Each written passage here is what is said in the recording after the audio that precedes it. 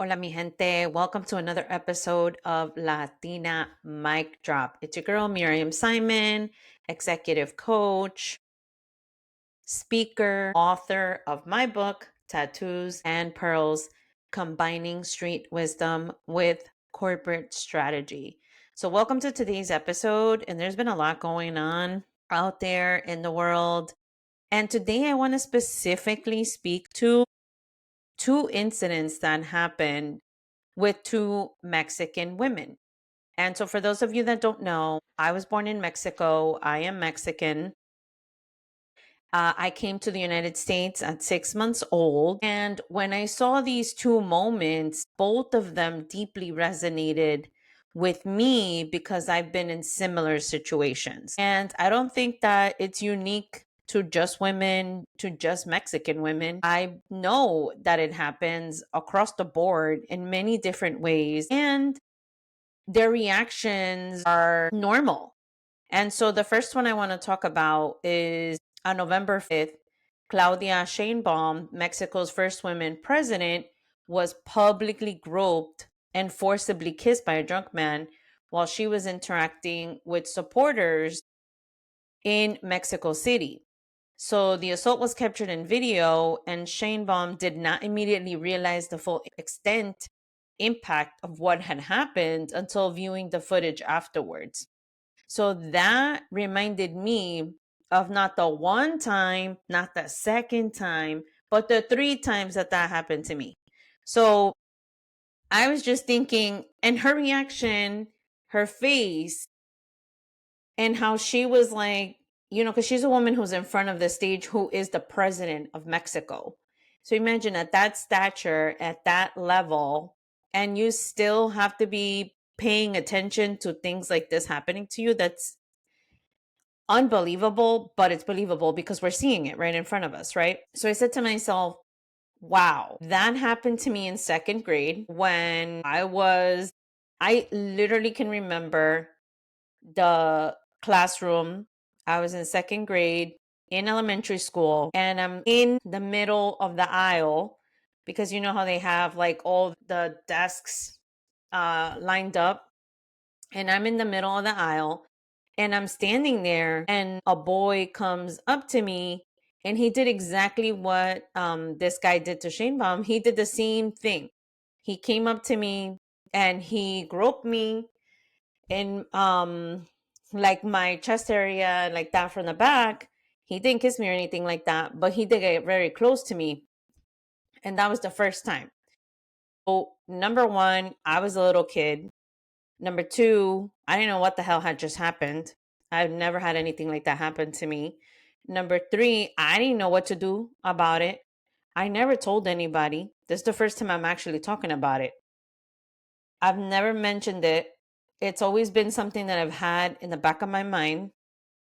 And I knew that it happened, but I never said anything to anybody or anything. I didn't know what to do. So I just did nothing. And that's why I'm happy that what she did is that the president went ahead and she took legal action and pressed charges against him, because what she said was, according to reports, is if they do this to the president, what will happen to all the young women in our country? Right? So this helps us understand, hey, this isn't correct. Hey, this isn't right. Hey, this shouldn't happen to you. And back then, when I was a little kid, I wish I knew. And, sometimes you think kids should know better, but we don't. Sometimes we don't know what the heck to do. We don't know what's going on. We don't realize that our rights are being violated, that our bodies are being violated. We don't even know what's happening. We don't even know what to do. We don't even know how to react. Right. And so I was too young and too innocent to even understand what the heck was going on. The second time this happened to me, and I talked about this on another podcast, was the day that I was going up the stairs, and there was this young man who was older than me, and he had been watching me every single day going and coming from school. And one day after school, he follows me up my building, and he ends up coming behind me as I was going up the third staircase almost to my apartment. and he does the same thing. And he comes up against me, but he pulled me towards him, pulled my body towards him, and that's all he did. He let me go, and then he walked away. Like, he just ran back downstairs, and I ran home. Again, another incident where I didn't know what the heck to do. I didn't do anything. I didn't tell anybody. It was the only time I talked about it publicly was with the other podcast, and my wife knows about that. But that's it. Other than that, like, I didn't go tell my brother, I didn't go tell my uncle. They probably would have went and did something. I mean, I didn't know who the heck this guy was, and what the heck were they going to do? It wasn't like at that moment in time when I was growing up, like, I knew to go call the police and to do anything like that. Like, I don't know. I didn't know what to do, and that's I think normal for a lot of us sometimes. And it's unfortunate that we don't know what to do, that we don't know what steps to take, that we don't know who to go to. And other people may call me crazy, may be like, "Damn, you should have known better," or this and that and this and that. Well, guess what? I didn't. So at that moment in time, I didn't. Then it happened to me again, older, in the workplace, not where I'm currently working. It was somewhere else, totally different. So I was at the copy machine, and it wasn't even a guy, it was a woman who did it to me. And I don't know what made her think that was okay to do. And she did the exact same thing, came behind me and hugged me from the back. And then she realized that I wasn't for it, and she walked away from me. Never talked to me again, never did it again. Like, no, unbelievable. But these are the types of things that happen. I'm pretty sure a lot of women, and maybe even men, I don't know, because we don't talk about these things. This is taboo to talk about, and it's embarrassing. Like, it's embarrassing to have to mention these things. It's embarrassing to have to talk about it, but it's the truth. It's what happened. And so when I saw those moments, and you see it go viral on TikTok, and you see it go viral on social media, you're thinking like, damn, that shit happens even to the president at that level, at that stature. Like, so then whatever the hell happened to me all those three different times, is sporadic as we may think it is, right? And that's what's sad about that. And that's what makes me think like, wow, there must be so many other women or so many other people out there who these things have happened to, and we don't even realize, we don't even know what steps to take and what to do. So I'm happy that what she did is that she did do this. And this didn't happen to me in Mexico. This happened to me here in the United States. This happened to me in elementary school. This happened to me in the workplace. This happened to me going up in the neighborhood up to my building. So these kinds of things aren't unique to a specific country or a specific ethnic group or anything like that. And the people that did it to me were not all Mexican. Neither, actually, none of them were. So that's the interesting part about it too, is that I really don't think that has anything to do with it. I think it's just a human thing that sometimes happens, and people have tendencies, and I don't know. I can't speak for them because I don't know what that's like. I would never do that, and I don't know why they would. That's the first one that I was thinking about. And I said, wow, like, I really just need to talk about it. I really just need to say something about it, because it's really something that, we need to be aware of that. And I'm happy that she did take action and that she did do something. And then just to think, and I don't feel so bad too, because she didn't realize the severity of it until she watched it back. Right? You didn't even realize that that's exactly what happened to you, because that's what I always kept thinking. And yeah, I did feel bad afterwards. And then I did think about it for a while at home, right? Like, all three of those things. Like, I mean, I can specifically, that scene in which all of these three times happened to me are ingrained in my brain, which leads to why I don't trust people, which leads to why I have such a hard time opening my heart and opening myself up to people, because of these different things that I didn't even know who the hell they were. And two of them I didn't. And well, one of them was a student, the other one was a guy around the block, and the other woman was somebody who was in the circles but really didn't know her that well. So that just goes to show you, right? Like, how sometimes we don't even recognize the things that are wrong because we've never experienced it, because we've never been through it, because we don't talk about these things, because we don't tell people, hey, this is what you should do. And then what the other part is too, and I've personally never thought about it. I've never thought about it this way for me.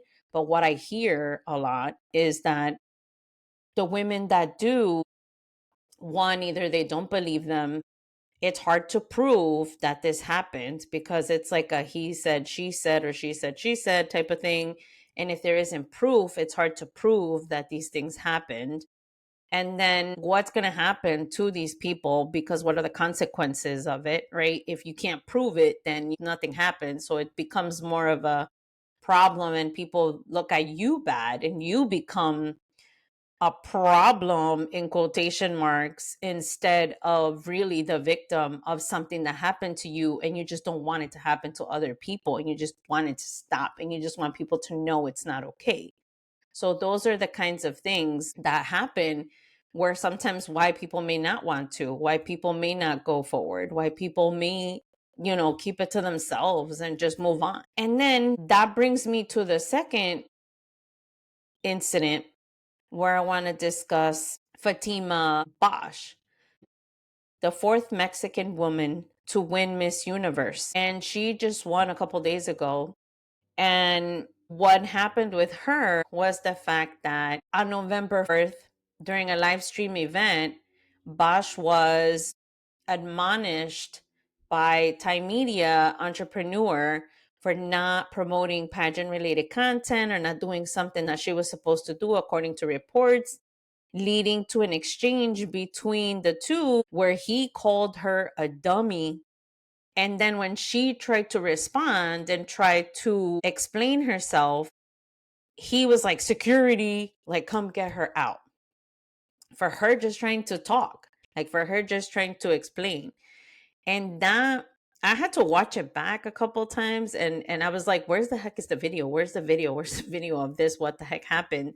Because it's crazy to me that this still happens to women. And this is another instance where I wasn't necessarily called dummy, but the person that was in exchange with me was deliberately undermining my freaking presentation. The fucking nerve of this guy who did this to me.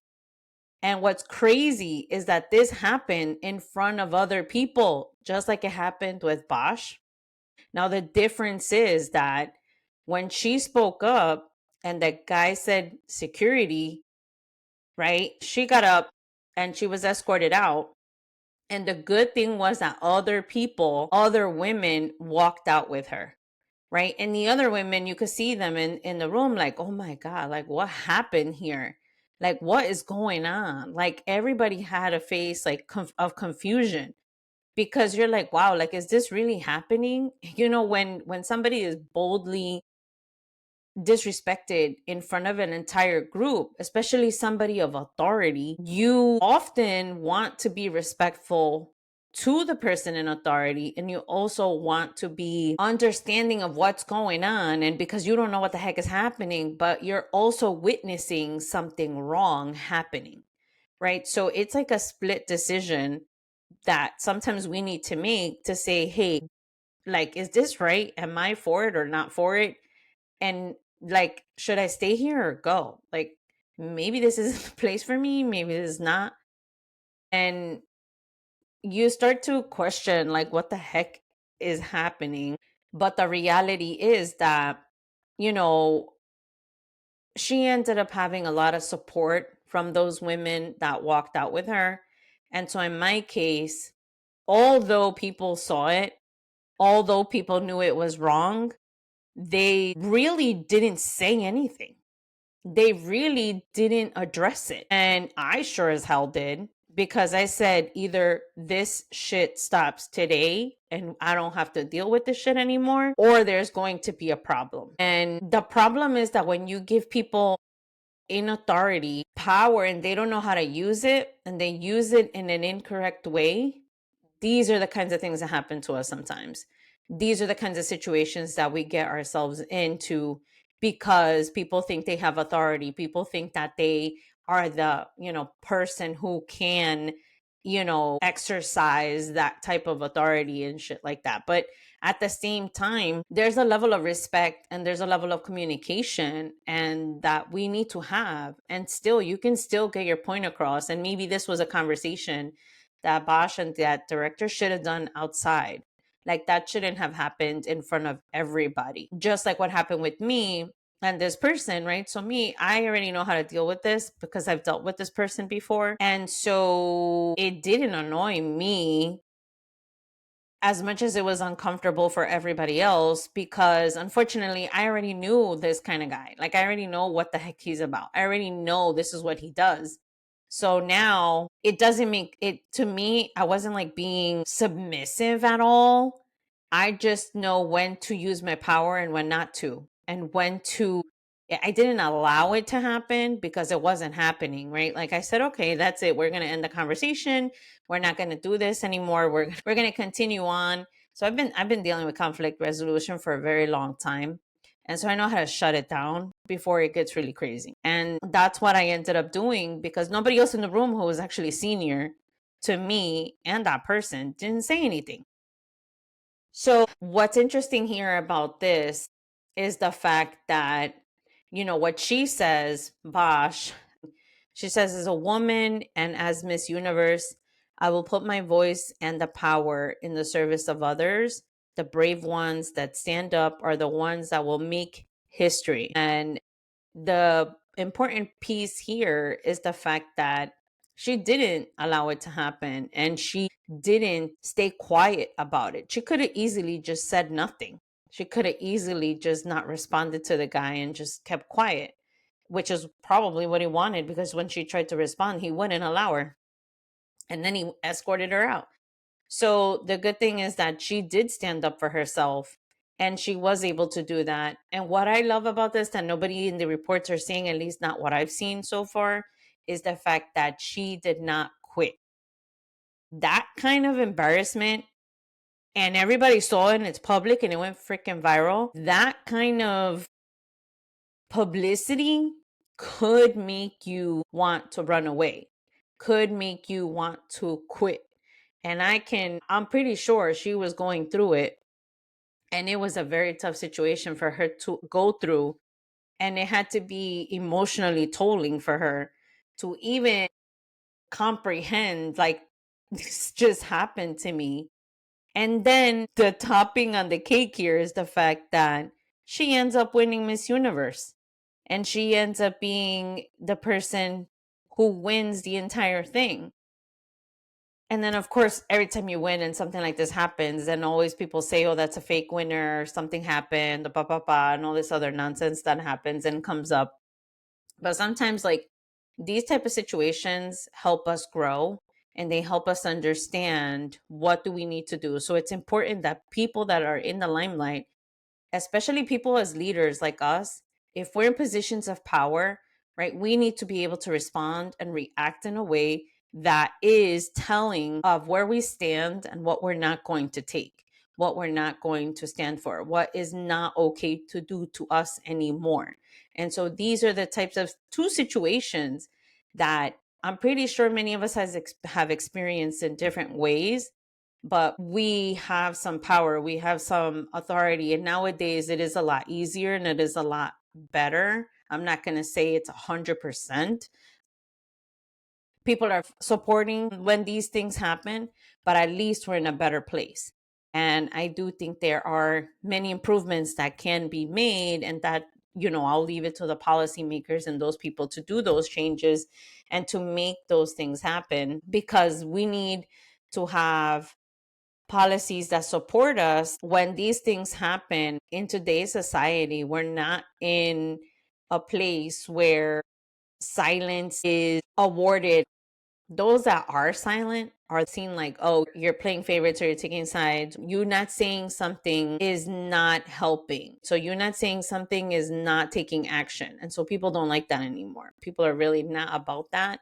Some people are like, oh, I don't want to get involved. That's not where we're at today. People are more in let's make things happen. Let's change the way things happen, and let's make it safer for women to be in these positions and to be respected and to be seen as women who are professionals, women who are in positions of authority, women who are in leadership roles. All of these can take a toll on the women that are in these roles because there are microaggressions that happen. There are demeaning and side conversations that happen that tend to make you look like you're not qualified, or people have this bias towards women as well. It has been so difficult. But for these women who continue to show up, and that's what I told women, like, that's one of the reasons why I became an executive coach, is because I realized that when I was thinking about becoming a coach, it was really just to help other women, other people. I was thinking, how do I level up so that I can help them in a better way and be more capable for them? Then, as I started to extend myself outside of the organization, I realized that women were actually leaving their jobs and either quitting or being put out. It became so challenging for them to stay. And I recognized that a lot of women had a lot of challenges, to say the least, but it was so hard for them that they decided to go. And that's why, for me, I said, what is it about this that makes us want to leave? And that's why I became an executive coach, so that I can help women understand that sometimes we don't realize our power. Sometimes we don't realize what our word is worth, what we're worth, and that we are more than capable. And yeah, it is uncomfortable to do something new, and it is uncomfortable to be fresh in a job or fresh into new authority. But with time, you make it happen. And just because you don't see others like you doesn't mean that you don't belong, because you obviously do. Because somebody did say, yes, you belong here. Yes, you are qualified. Yes, we want you in this position. We want you to represent us. We want you to do this workshop. We want your business to do this. Absolutely, 100% believe in that. And a lot of stuff that comes out of greatness or big things that happen to us sometimes come right after a huge challenge. So it's a level of growth. And sometimes I'm like, damn, why do we have to go through this shit to get to that? But sometimes those are the growing pains. So I have recognized that pattern in which after a challenge, growth, major growth happens, and we get to the other side and we get to the next level. So that was today's episode of Latina Mic Drop. Thank you so much for joining today's conversation that I thought was super important for me to talk about, because it is super important for us to be there for each other, to understand where we're coming from, to see and talk about these incidents that are normally not talked about in our community. People tend to just act like it didn't happen, act like it didn't exist, act like nothing went wrong when it totally did. We need to be able to deal with it. And a lot of us have baggage because of it. Like, we are carrying it into our present moment because we never dealt with it. Like I mentioned, those 3 incidents that happened to me led to not having trust for people with people. It's one of the reasons. There's plenty others. We really just need to start chatting about these things and talking about it and what's real and what's happening in the real world. So thank you so much for tuning into Latina Mic Drop. I'm your girl, Miriam Simon. Check my website out. I just redid it, so it looks pretty cool. It's miriamsimon.online. Follow me on IG and YouTube at I am Miriam Simon. If you're an HR executive, you are a entrepreneur, an executive who is trying to get to the next level and having a hard time and thinking like, what the fuck am I doing wrong? I can help. I'm your girl, Miriam Simon, executive coach, author. Want to get my book, Tattoos and Pearls? Check out my blog, The Chingona Times. If you thought this was helpful and you enjoyed the conversation, check out all the other 50 plus episodes that I have and share it, subscribe, let others know about the podcast as well. So have a good one. Take care and see you on the flip side.